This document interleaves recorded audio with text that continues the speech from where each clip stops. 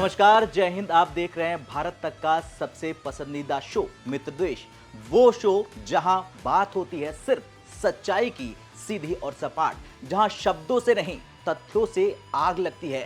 आज की चर्चा का विषय बड़ा दिलचस्प है और थोड़ा चौंकाने वाला भी है। भारत के प्रधानमंत्री नरेंद्र मोदी अब अमेरिका को पीछे छोड़ सीधे निकल पड़े हैं ब्रिटेन की ओर एफटीए की डील करने, और एफटीए डील का टाइम आ गया है, यानी फ्री ट्रेड एग्रीमेंट। लेकिन नाम से धोखा मत खाइए, ये सिर्फ कारोबार की डील नहीं है, बल्कि ये कूटनीति, सामरिक साझेदारी और वैश्विक संतुलन का असली खेल है। तो आइए बात करते हैं सीधे मुद्दे की। दरअसल गुरु, खबर यह है कि प्रधानमंत्री नरेंद्र मोदी इस जुलाई के आखिरी हफ्ते में ब्रिटेन की यात्रा पर जा सकते हैं, लेकिन इसकी जो संभावित तारीख है वो 24 जुलाई बताई जा रही है रिपोर्ट के आधार पर, और वहां से सीधा रवाना होंगे 26 जुलाई को मालदीव, जहां उन्हें 60वें स्वतंत्रता दिवस समारोह में बुलाया गया है, आमंत्रित किया गया है। लेकिन असली बम तो यह है कि ब्रिटेन में मोदी सरकार और ब्रिटेन की सरकार एफटीए डील पर साइन करने जा रहे हैं। पिछले कई सालों से चली आ रही कठिन और पेचीदा बातचीत अब अपने आखिरी पड़ाव पर है, लेकिन ब्रिटेन के लिए यह डील जिंदगी की जरूरत बन चुकी है और अब भारत डील करता है अपनी शर्तों पे, अपने अनुसार। चलिए जानते हैं कि एफटीए क्या है, क्यों जरूरी है। दरअसल एफटीए यानी कि फ्री ट्रेड एग्रीमेंट मतलब भारत और ब्रिटेन के बीच व्यापार पर टैक्स, रुकावटें और लाल फीताशाही खत्म करने वाली रणनीति। एफटीए सीधा सपाट कारोबारी रास्ता है। भारत के लिए फायदे हैं, जैसे ब्रिटेन में भारतीय कंपनियों को खास दर्जा मिलेगा, दवाइयां, टेक प्रोडक्ट, ऑटो पार्ट्स का एक्सपर्ट बूम हो जाएगा, डॉक्टर, इंजीनियर, वकीलों को वर्क परमिट आसान हो जाएगा और करोड़ों डॉलर की नई इनकम बन जाएगी। 50,000 करोड़ से ज्यादा की एक्सपोर्ट संभावनाएं खुल जाएंगी। यूके में बसे भारतीय व्यापारियों को कानूनी सुरक्षा मिल जाएगी, स्किल वीजा कोटा बढ़ जाएगा, आईटी सेक्टर को फायदा होगा और मेड इन इंडिया दवाइयों और मेडिकल डिवाइसेस का नया बाजार भारत बन जाएगा। वैसे आपको बता दें कि भारत के राष्ट्रीय सुरक्षा सलाहकार अजीत डोभाल कुछ दिन पहले ही चुपचाप लंदन गए थे, दिखावा नहीं किया, फोटो नहीं डाली, लेकिन काम पर गए और चुपचाप कर डाला। उनका मिशन था डील के सिक्योरिटी और टेक सेगमेंट को अंतिम रूप देना, प्रधानमंत्री के एजेंडे को ब्रिटिश सिस्टम में फिक्स कराना और ब्रिटेन की एजेंसियों के साथ रणनीति बैठाना। ये कोई सामान्य दौरा नहीं था, ये प्रधानमंत्री के लिए रेड कारपेट तैयार करने का ऑपरेशन था। ये एफटीए सिर्फ पैसे की बात नहीं है, बल्कि ये एक ग्लोबल पोजीशनिंग डील है। भारत और ब्रिटेन की डिफेंस को प्रोडक्शन पर चर्चा होगी, क्वांटम टेक्नोलॉजी और आर्टिफिशियल इंटेलिजेंस में सहयोग, और भारत को यूरोप से जोड़ने के लिए डिजिटल गेटवे प्रोजेक्ट बनाया जाएगा। इस डील का असली मतलब यह है दोस्तों कि भारत अब सिर्फ इमर्जिंग मार्केट नहीं रहेगा, भारत अब ग्लोबल मार्केट बन जाएगा। अब भारत गाइड करता है डील की दिशा में। ब्रिटेन जो कभी हमें गुलाम बना चुका था, आज खुद भारत के साथ पार्टनरशिप साइन करने की लाइन में खड़ा हो चुका है। और ये सब तब हो रहा गुरु, जब अमेरिका में टैरिफ का खेल हो रहा। लेकिन सच ये है कि भारत का दोस्त वही बनेगा जो सम्मान और संतुलन देगा। तो प्रधानमंत्री मोदी का ब्रिटेन दौरा सिर्फ ट्रेड डील नहीं, ये एक नया ग्लोबल मैसेज है कि अब भारत तय करेगा कि उसे किससे दोस्ती रखनी है और किससे दूरी बनानी है। अब जब हम बात कर रहे हैं एक ऐसे रिश्ते की जो कभी गुलामी का प्रतीक था, लेकिन कैसे आज बन चुका है साझेदारी का नया चेहरा। जी हां, कभी तलवारों से तो कभी ट्रेड डील से जुड़ा ये रिश्ता अब बदल रहा समानता की साझेदारी में। दरअसल ब्रिटेन को समझ आने लगा है कि भारत अब विकासशील नहीं बल्कि गति देने वाला देश है, मुल्क है। 2004 में ही भारत यूके के बीच स्ट्रेटेजिक पार्टनरशिप साइन हुआ था।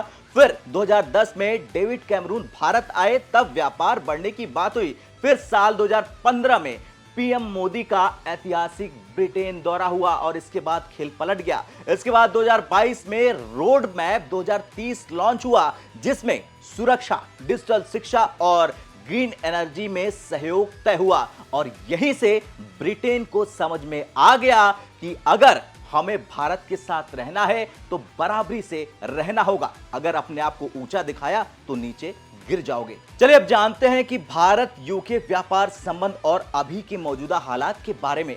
दरअसल साल 2023 की बात करें तो 2023 में दोनों देशों के बीच व्यापार 36 अरब डॉलर पार हुआ था। यूके की 900 से ज्यादा कंपनियां भारत आई और भारत की लगभग 600 कंपनियां ब्रिटेन में गई। टीसीएस, इन्फोसिस, एचसीएल, एयरटेल जैसी भारतीय कंपनियां लंदन स्टॉक एक्सचेंज में छा गई।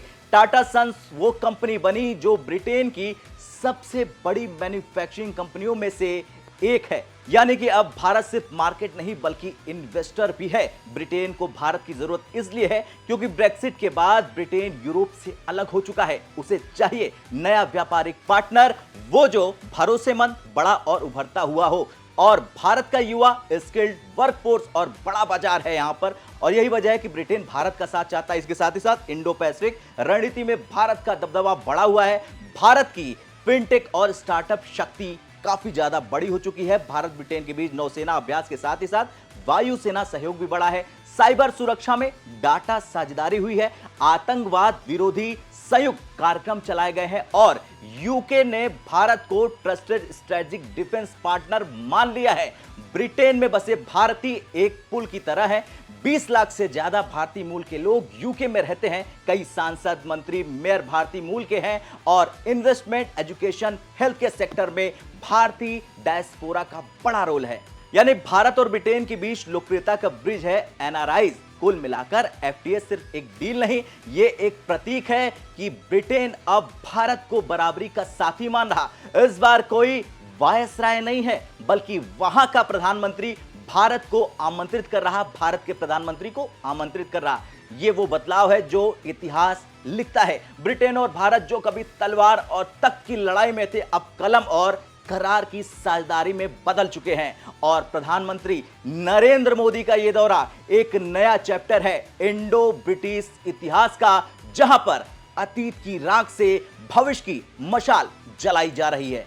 अब जब हम ट्रेड की बात कर रहे हैं तो आज हम ट्रंप के ऐलान की भी बात करेंगे, जिसमें उन्होंने बताया कि 14 देशों पर टैरिफ लगाने के बाद उन्होंने भारत पर टैरिफ क्यों नहीं लगाया। दरअसल डोनाल्ड ट्रंप के एक बयान ने फिर से दुनिया को चौंका दिया है और उलट पुलट कर दिया है। उन्होंने कहा कि मैंने भारत पर टैरिफ नहीं लगाया क्योंकि भारत हमारे लिए बहुत जरूरी है। मोदी के साथ मेरे रिश्ते मजबूत हैं और भारत एक सम्मानजनक राष्ट्र है। यह बयान यूं ही सामने नहीं आया दोस्तों, इसके पीछे बहुत बड़ा खेल है, बहुत बड़ा राजनीतिक और कूटनीतिक खेल है। दरअसल साल 2019 याद कीजिए, 2019 में हाउडी मोदी, जिसमें ट्रंप खुद मोदी के साथ मंच पर, और फिर 2020 में नमस्ते ट्रंप में भारत ने ट्रंप का भव्य स्वागत किया। दोनों नेताओं की बॉडी लैंग्वेज, गर्मजोशी और सार्वजनिक बयानों से स्पष्ट हो चुका था कि राजनीति से ऊपर निजी तालमेल मजबूत है। ट्रंप अच्छे से जानते हैं कि भारत से दुश्मनी अमेरिका के इकोनॉमिक और जियोपॉलिटिकल हितों को चोट पहुंचा सकती है, झटका दे सकती है, वो भी काफी बड़ा। इतना ही नहीं, चीन के खिलाफ अमेरिका को चाहिए इंडो पैसिफिक में मजबूत साझेदार, और भारत सबसे फिट बैठता है अमेरिका के लिए। अमेरिका चाहता है कि भारत सेफ सप्लाई चेन का हिस्सा बने क्योंकि भारत के पास स्किल्ड लेबर, टेक टैलेंट और वृहत मतलब काफी बड़ा मार्केट है। अमेरिका को सैन्य, आर्थिक और टेक्नोलॉजी के क्षेत्र में भारत की जरूरत है। इसलिए ट्रंप जानते हैं भारत से खफा होने का मतलब है चीन को मौका देना। ट्रंप ये दिखाना चाहते हैं कि वो मोदी और भारत को सम्मान देते हैं और इससे पहले कि बाइडेन सरकार से बेहतर हैं और बाइडेन से बेहतर मोदी के दोस्त हैं। लेकिन ट्रंप ने चीन को आर्थिक दुश्मन घोषित किया, सैकड़ों अरब डॉलर का टैरिफ लगाया, ट्रेड वार छेड़ दी, लेकिन भारत को टैरिफ से बचाया क्योंकि भारत वैसा खतरा नहीं है बल्कि अवसर है। और ट्रंप बिजनेस की भाषा अच्छे से समझते हैं। ट्रंप जानते हैं कि भारत के खिलाफ जाना वोट, व्यापार और वर्चस्व तीनों में घाटा है। दुनिया भारत के साथ डील इसलिए भी कर रही क्योंकि भारत अब चुप रहने वाला ग्राहक नहीं, शर्तें रखने वाला सुपर पावर देश बन चुका है। वो देश जो सबके काम आता है, जो खुद भी कमाता है और दूसरों को कमाने का मौका देता है, जो संतुलन बनाता है और संकट में राहत भी देता है। भारत वो कुंजी है जिससे 21वीं सदी का दरवाजा खुलता है। खैर, आज आपने जाना पीएम मोदी की आगामी ब्रिटेन दौरे की खबर और भारत ब्रिटेन के बीच एफटीए की पूरी जानकारी। इसके साथ कैसे ट्रंप ने भारत पर टैरिफ न लगाने का बयान देकर संदेश दिया और क्यों अमेरिका में भारत सिर्फ एक देश नहीं बल्कि एक फैक्टर बन चुका है और किस तरह भारत की कूटनीति और नेतृत्व अब अमेरिका जैसे सुपर पावर देश में एजेंडे की तरह दिखने लगी है। हम फिर मिलेंगे मित्र देश के अगले सेगमेंट में, तब तक के लिए जय हिंद, जय भारत।